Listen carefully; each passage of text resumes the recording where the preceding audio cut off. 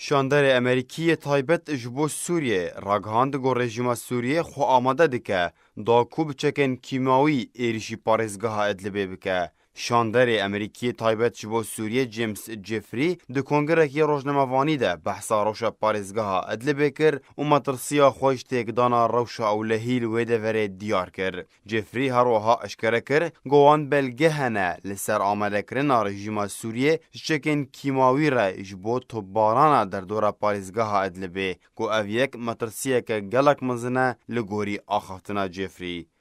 روزنامه واشنگتن پست یا امریکی جی لسر زمان جفری بلاف کربو گو ایریش لسر پارزگاه داوی یا اپوزیسیون سوریه و روشیل دوره بگشتی تک بده. بریان هاجی وزیر بهروانی امریکا جیمز ماتیس هبونا چکن کیمیاوی ده دست چکدارن اپوزیسیون ده لادلب نراست کرد.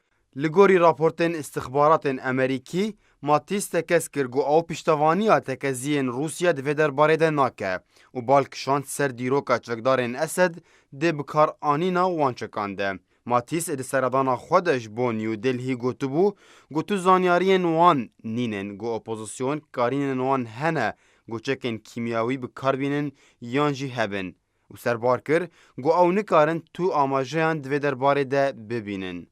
ماتیس گوجی گو او ده آمده باشیه دنه درباره اگر بکار آنینا اسد چکن کیمیاوی را لادلبه.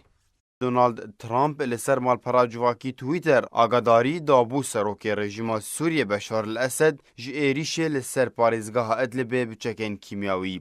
ترامپ ده برداومی تویتا خود دیار کربو گو بصدان هزار سویل لپارزگاه ادلبه هنه و اگر هیا گو مترسیل سر جیان وان هبه اگر ایریش هات پیک آنین.